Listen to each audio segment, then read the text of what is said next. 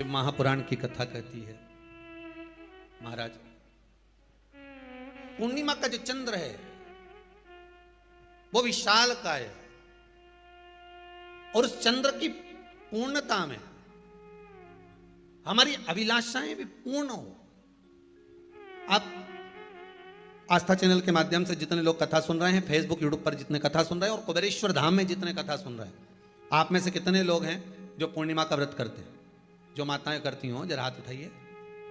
पूर्णिमा का व्रत जो करते हो ना आप लोग, रखिए हाथ। अब पूर्णिमा के व्रत में आपने कई बार किताब पढ़ी होगी पूर्णिमा की, या आपने व्रत किया होगा, या पूर्णिमा का व्रत आप धारण करे होगे, तो उसमें पूजन कौन से भगवान की होती है? पूर्णिमा के व्रत में किस भगवान की पूजन होती है? तो कहा पूर्णिमा के व्रत में केले के खंभ लगाकर पूर्णिमा का जो अध्यापन होता है, पूर्णिमा की जो पूजन होती है, उस पूजन में शंकर और पार्वती की पूजन की जाती है, शिव और नारायण की पूजन करी जाती है, शंकर और पार्वती का स्मरण किया जाता है। किसकी पूजन होती है? शिव पार्वती। क्यों शंकर और पार्वती का पूजन क्यों करा जाता है पूर्णिमा के व्रत में? क्योंकि शिव और माता पार्वती ही केवल एक ऐसे हैं जिन्होंने अपूर्ण लक्ष्मी को भी पूर्ण बना दिया था। किसको पूर्ण बनाया है? लक्ष्मी। पूर्णिमा के दिन अगर आप शंकर भगवान को एक लोटा पानी अगर शिव को समर्पित कर रहे हो, श्वेत पुष्प को रखकर शंकर जी के ऊपर सफेद फूल को चढ़ाकर अगर एक लोटा जल भी, एक पात्र जल भी शंकर को समर्पित कर रहे हो, तो ये लक्ष्मी के लिए ही तो कर रहे हो। और कौन सी लक्ष्मी? पूर्ण लक्ष्मी। पूर्ण लक्ष्मी। आपको पहले भी कथा में कहा, एक बार भगवान विष्णु के सामने लक्ष्मी मैया ने बहुत तेज स्वर में कह दिया था, नारायण, दुनिया के लोग आपका नाम जपते हैं, दुनिया के लोग नारायण नारायण कहते हैं, दुनिया के लोग आपका भजन करते हैं, पर सत्य मायने में कहूं ना तो मेरे बिना दुनिया के लोगों की नहीं चल सकती, मेरे बिना दुनिया नहीं चल सकती, संसार मेरे बिना नहीं चल सकता। भगवान विष्णु ने कहा, यह तो गलत है लक्ष्मी आपका कहना। एक दिन लक्ष्मी को अहंकार आ गया, अहंकार के संबोधन जब माता लक्ष्मी करने लगी तो भगवान उसी समय पर भगवान विष्णु को क्रोध आ गया और भगवान विष्णु ने कह दिया, लक्ष्मी तू इतनी बड़ी बड़ी बात कहती है कि तेरे बिना नहीं रह सकती संसार। मैं तुझे कहता हूं लक्ष्मी, तू अपूर्ण है, तू अपूर्ण है, तू पूर्ण कब हो गई?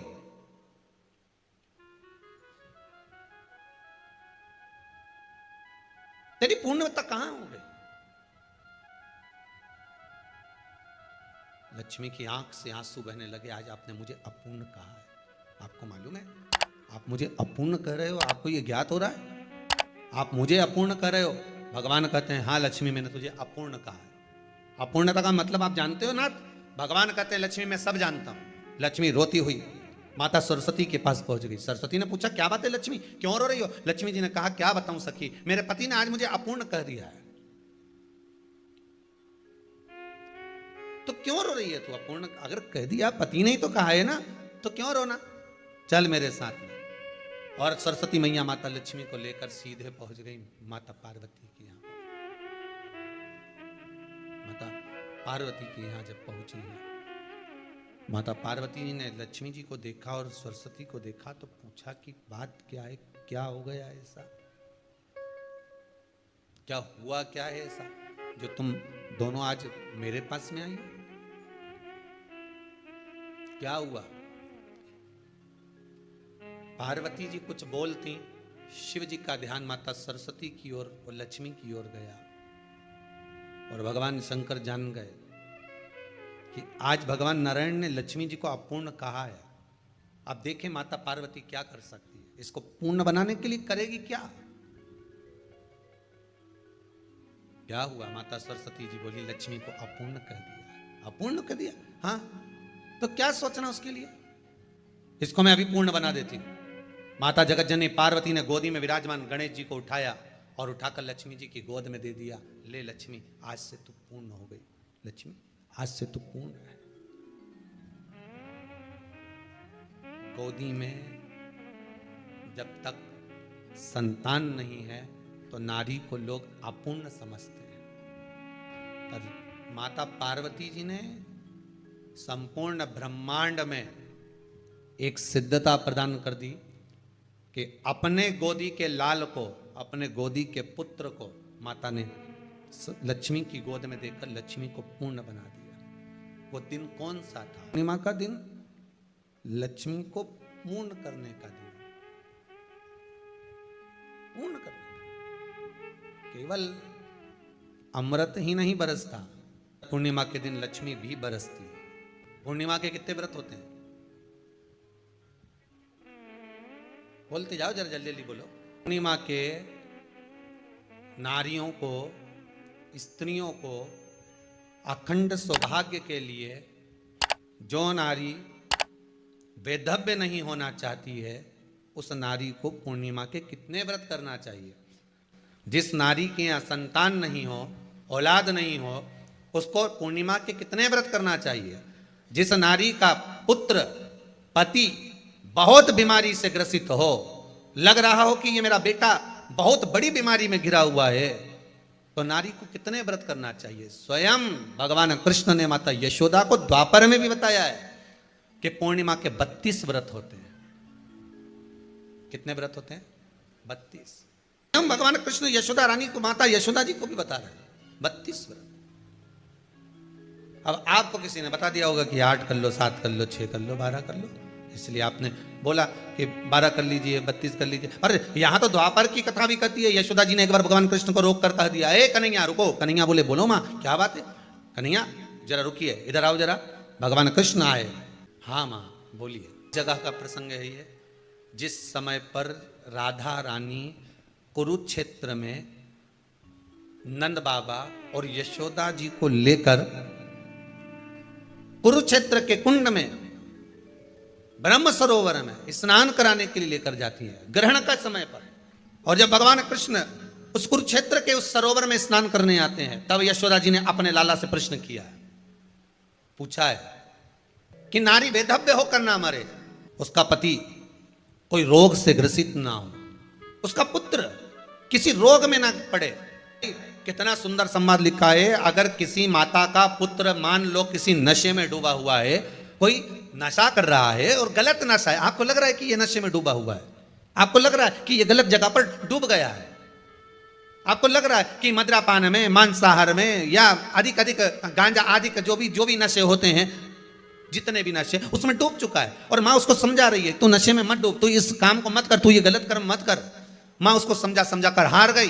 तो मेरा माताओं से निवेदन है, आप उसको समझाना बंद कर दो, एक काम करना प्रारंभ कर दीजिए। हमें जो शिव महापुराण के माध्यम से शास्त्र कह रहा है कि आप 32 पूर्णिमा के व्रत प्रारंभ कर दो। उसमें करना क्या है आपको? केवल जिस दिन व्रत रहे, रात्रि के समय पर कोई भी मीठा, कुछ भी सामग्री आप चंद्र की रोशनी में, चंद्र को अर्घ देने के बाद, पूजन करने के बाद उसको रखो, और वही सामग्री जो नशा कर रहा है उसको पूर्णिमा के दूसरे दिन उसको खिलाओ। आप धीरे धीरे खिलाना चालू करेंगे, जिस नशे में वो डूबा हुआ उस नशे से वो छूटना प्रारंभ हो जाएगा। 2 पूर्णिमा व्रत करके तो देखो, तीसरे में तुम्हें जरूरत ही नहीं। धीरे धीरे आप रुक, वो छूटना प्रारंभ हो जाएगा। स्वयं भगवान कर रहे हैं। यशोदा मैया ने कन्हैया को रोक लिया कुरुक्षेत्र के उस मैदान में, और भगवान कृष्ण का दर्शन माता यशोदा जी करी। बहुत बहुत दिनों के बाद माँ को, आज माता यशोदा को लाला का दर्शन हुआ, बहुत समय के बाद, जाने के बाद बहुत समय। कृष्ण से माता यशोदा जी ने पूछा, कन्हैया लो, किसी नारी का पुत्र या पति रोग से ग्रसित हो,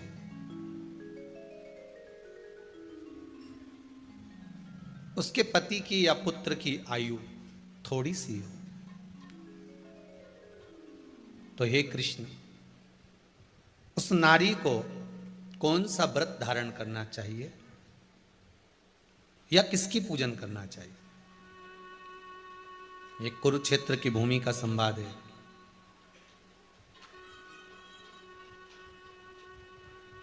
भगवान कह रहे हैं, मां, अगर नारी अपने पुत्र और अपने पति के लिए, उसकी उम्र की वृद्धि के लिए, रोग मुक्ति के लिए, विश्व के ताप को कम करने वाले चंद्रदेव की आराधना, पूर्णिमा के व्रत को धारण करती है, तो नारी उस व्रत के प्रभाव से अपने पुत्र और पति की बीमारी को, रोग को हर लेती है।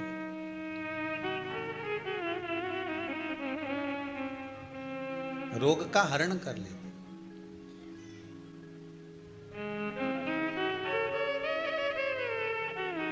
महाराज,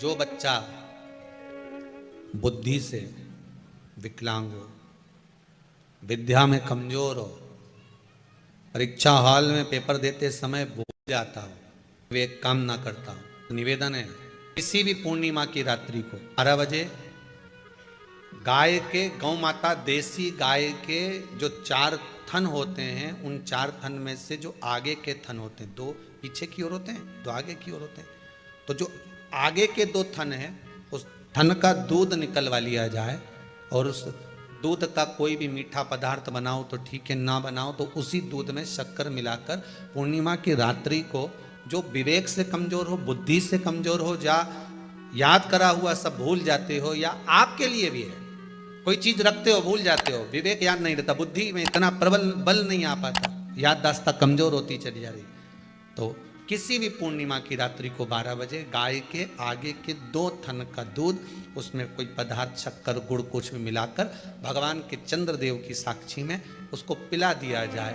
महाराज, बार बार पिलाने की जरूरत ही नहीं पड़ेगी, एक ही बार में काम कर जाएगा और विवेक पूर्ण तरह से कार्य करने लगेगा। इसी गाय के आगे के 2 थन का दूध बड़ा प्रबल होता है। पूर्णिमा की रात्रि को 12 बजे उसका प्रयोग किया जाए। दूध को निकाल लो शाम के समय, रात्रि के समय ग्वाले से कहकर, जिसके यहाँ पर देसी गाय हो वहां निकलवा कर उसको रखा जाए, उसका पान करा जाए। रोग बीमारी में प्रबलता, तो मां यशोदा जी जग कल्याण के लिए पूछ रही है। जब देवता 33 कोटि देवता उस चंद्र के इंतजार में रहते हैं कि ये चंद्र प्रबल होगा, तब जाकर ये चंद्र यहाँ पहुंचेगा, तब जाकर हम मंथन करेंगे, तब जाकर वो अमृत मिलेगा, और उस अमृत को देवता धारण करेंगे तो वो आनंद पा जाएंगे। हम क्यों एक एक पूर्णिमा छोड़ें? एक एक पूर्णिमा के महत्व को जानिए। कोई पूर्णिमा साधारण नहीं है, कोई प्रदोष साधारण नहीं है, कोई शिवरात्रि साधारण नहीं है। 12 महीने शिवरात्रि पड़ती है, 12 महीने में प्रदोष पड़ते हैं, का महत्व ही नहीं जान पाते। कौन से प्रदोष पर क्या करना है, कौन सी पूर्णिमा को क्या धारण करना है, कौन सी शिवरात्रि पर। कई लोगों को तो यहां तक नहीं मालूम था कि भाई श्रावण के महीने में भी शिवरात्रि आती है। वो तो बस लोगों के कि शिवरात्रि का पूजन हुआ, तो उसका स्मरण क्यों छोड़े हम? अगर ये वेद और शास्त्र ब्राह्मणों को दिए गए हैं, ये वेद और शास्त्र विद्वज्जन को दिए गए हैं, तो इसका स्मरण होना चाहिए कि हम निकाल कर जनमानस तक ये चीज पहुंचाएं कि हमें इस दिन ये पूजन करना है, उसका स्मरण होना चाहिए। भगवान कृष्ण से यशोदा जी ने पूछा तो भगवान कृष्ण ने कहा, मां, पूर्णिमा का व्रत अगर नारी 32 पूर्णिमा धारण कर लेती है तो वो नारी बेधव्य होकर नहीं जाती। पर आप लोग व्रत जो करते हो ना, जो भी व्रत आप लोग उठाते हो, सोमवार का व्रत जैसे किसी माता जी ने उठा लिया और वो उठाने के बाद, हम तो शादी नहीं हुई थी ना जब भी सोमवार व्रत करते थे, अब शादी हो गई अभी भी हम सोमवार का व्रत कर रहे हैं, करे जा रहे हैं, और उसका कोई उद्यापन नहीं करा, कोई संकल्प नहीं लिया गया कि मैं 5 करूंगी कि 16 करूंगी कि 25 करूंगी कि 31 करूंगी कि 21 करूंगी। इसलिए पूर्णिमा व्रत का विधान में कहा गया कि 32 पूर्णिमा का पहला संकल्प होना चाहिए। उसके बाद आपकी 32 पूरी हो जाए, फिर आप दूसरे और व्रत कर लो, फिर 32 कर लो, फिर 32 कर लो, पर उसमें पूर्णता का भाव। अभी तक किसी के सोमवार और गुरुवार और शुक्रवार के व्रत ही पूर्ण नहीं हुआ, अभी तक चल रहा है, अभी तक चल रहा है। हम तो सोमवार का व्रत करते हैं, हम तो शनिवार करते हैं, अब शनिवार करते करते 4 साल हो गए, 6 साल हो गए, 5 साल हो गए। भगवान को तो थोड़ा बहुत कुछ खिला पिला के उनको एक बार तो विश्राम दे। भगवान भी मन में सोच रहे अब तो निपटेगी तभी छोड़ेगी। कोई भी व्रत आप करो, उस व्रत का एक संकल्प, एक नियम कि मैं इतने व्रत करूंगी, ये मेरा नियम। जैसे नवरात्रि के 9 दिन मैंने करे, व्रत धारण करे, 10वें दिन उसको छोड़ दिया। अब तुम तो सोच कर बैठी कि ये मैं 9 दिन धारण कर लूंगी, ने 1 दिन बाद एकादशी पड़ रही है तो 10वें के दिन कौन छोड़े, दशहरे का भी व्रत ये भी कर लूँ, 11 भी पूरी कर लूँ, उसके बाद प्रदोष भी कर लूँ, और प्रदोष के बाद में मैं फिर जो द्वादशी पड़ी, 12 पड़ी वो कर पुरा के इसके बाद ही छोड़ूंगी। थोड़ा सा जिस व्रत को उठाया गया, जिस व्रत का नियम लिया गया है, उस व्रत का प्रदान कर कर फिर उसको थोड़ा सा भाग प्रदान कर कर हमने ये व्रत पूर्ण कर लिया। भगवान हमारा ये व्रत आपकी कृपा से, हे विश्वनाथ, हे शंभु, हे त्रिकालदर्शी, हे कैलाशी, मेरी 26 एकादशी आज पूर्ण आपकी कृपा से हुई है, इसलिए मैं उद्यापन कर रही हूं, आपकी कृपा से कर रही हूं। उसके बाद फिर उठाऊंगी, फिर कर लूंगी, पर आज मैंने पूर्णता का भाव लिया। उद्यापन नहीं करो तो किसी विद्वान ब्राह्मण को घर में बुलाकर अभिषेक पूजन करा लो, उसको भोजन करा दो, दक्षिणा अधिक प्रदान कर कर उसको विदा कर दो, उसमें भी सुख का भाग। इतनी पूर्णिमा जम के बोल दो, 32 पूर्णिमा। कौन कर रहे हैं? भगवान कृष्ण। किसको कर रहे हैं? माता यशोदा को। किसने ये व्रत धारण किया? तुम्हें कुछ मालूम है किसका होता है ये व्रत? भगवान कृष्ण ने कहा ये शंकर और पार्वती का व्रत है। किसका व्रत है? शिव और पार्वती का। पूर्णिमा का व्रत शंकर और पार्वती का व्रत। तो कोई कहे कि ये तो भगवान कृष्ण का व्रत है, तो ये तो कृष्ण भगवान तो द्वापर में आए हैं, पर पूर्णिमा का व्रत तो स्वयं माता पार्वती जी ने भी धारण करा है। जिस समय पर कार्तिकेय महाराज को गंगा मैया प्रकट कर रही थी और तारकासुर का जब संहार करना था, तब माता पार्वती ने शंकर जी से पूछा था कि तारकासुर को मारने के लिए आपके पुत्र की जरूरत है, आपका पुत्र प्रकट कैसे होगा, क्योंकि आप तब साधना में लगे रहते हो। भगवान कहते हैं चिंता मत कर, तू एक काम कर, पूर्णिमा व्रत को धारण कर। मां पार्वती भी जिस व्रत को धारण करी है, तो कोई ये द्वापर का व्रत है क्या? यहां तो शास्त्र कह रहा है कि कोई भी अगर आप प्रसंग धारण कर रहे हो, कोई भी आप नियम धारण कर रहे हो, कोई भी आप व्रत धारण कर रहे हो, या आप किसी भी तरह का पुण्य भाग धारण कर रहे हो, तो उसमें जड़ की मूलता होना चाहिए। जड़ कहां? केवल पूर्णिमा का व्रत कोई केवल द्वापर का नहीं है, केवल त्रेता का नहीं, ये तो सतयुग के भी आगे का निकल चल, ना जाने कितने सतयुग, कितने त्रेता, कितने द्वापर हुए, तब से चला। नैनों में नंबर बढ़ते चले जा रहे हो, चश्मा उतर नहीं रहा हो, दूर का नहीं दिखे, कहीं किसी को पास का नहीं दिखे, रहते हैं। उसके लिए तुलसी की जो डंडी होती है, तुलसी जैसे बेलपत्र की जो ये डंडी है, ऐसे ही तुलसी का जो पत्ता होता है, उस पत्ते की जो डंडी होती है, उस डंडी को चंद्रमा को देखा जाता है। उस डंडी की जो कोर होती है, उस कोर को दृष्टि से मिलाया जाता है। माँ की रात्रि ठीक 12 बजे आप चंद्रमा की, जैसे चंद्रमा का भाग, उस चंद्रमा के भाग को आप उस डंडी के भाग से निहारने का प्रयास करिए। मार घर में आई है, घी का दिया लगाई है, उस घी के दीप को लगाने के बाद पूर्णिमा के दिन उस पर एक प्लेट थोड़ी तिरछी कर रख दो, जिससे उसकी कालोच काई की, उस दीप की, घी के दीप की कालोच उस प्लेट पर आ जाए। थोड़ी सी कालोच ले लीजिए, 5-10 मिनट में आ जाएगी। उसको गाय के घी में मिलाकर आंखों में सुरमा लगाकर रात्रि को सो जाइए। 3 दिन बाद आप महसूस करेंगे कि नेत्र की ज्योति बढ़ना प्रारंभ हो रही है। अब इस प्रयोग को करने में कोई धन लगा तुम्हारा? अरे बोलो तो सही, कोई दौलत लगी तुम्हारी, कोई संपदा, या फिर तुमने सियोर वाला महाराज के लाके खूब बटोर के दे दिया, कुछ लगा? नहीं। तुम करोगे, लाभ तुम्हें मिलेगा। ये जितनी पूर्णिमा के व्रत हैं, जितने 12 महीने जो पूर्णिमा पड़ती है, पूनम पड़ती है, ये भले दुनिया के लोग कहते हैं कि ये भगवान राधा और कृष्ण से संबंध, हम और कृष्ण से संबंध रखते हैं, पर इनका यदि सही संबंध समझा जाए, इनके सही संबंध का यदि स्मरण करा जाए, इनके सही संबंधों का यदि वर्णन किया जाए, तो शिव और चंद्रमा के जो मिलन का केंद्र बिंदु है वही पूर्णिमा है। केवल एक पूर्णिमा वहीं तक नहीं रही कि भगवान कृष्ण और राधा जी ने रास किया, केवल वहीं तक उसकी सीमितता नहीं है। बात ध्यान रखिएगा, यदि काया का रोग हो गया, मान लो शरीर कहीं से सफेद पड़ रहा है, कहीं से काला पड़ रहा है, शरीर में से खाल की फुकड़ी निकलना प्रारंभ हो गई हो, शरीर में काले काले चट्टे पड़ना चालू हो गए हों, या कोई विशेष रोग हो गया, कोई विशेष में रोग है, बीमारी है, काया बेकार हो रही है, तो सीधी सीधी बात शिव महापुराण की कथा कहती है, सुंदर आनंद में श्रवण कर कर आप अपने जीवन को, ये पूर्णिमा शिव महापुराण की कथा कहती आ रही है।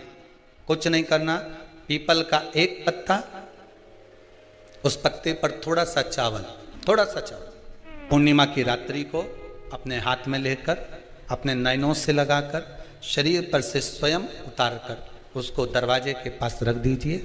पूर्णिमा की रात्रि को पूर्ण होने पर उस चावल को दूसरे दिन सूंघ कर बहते हुए पानी में डाल दीजिए। महाराज कितने भी रोग से ग्रसित हो गए, पीपल का एक पत्ता 52,000 ब्राह्मण की साक्षी कराता है। महाराज बहुत ध्यान देना, पीपल के वृक्ष में स्वयं नारायण का, मेरे कृष्ण का वास है। स्वयं भगवान गीता के अंतर्गत कहते हैं कि मैं पीपल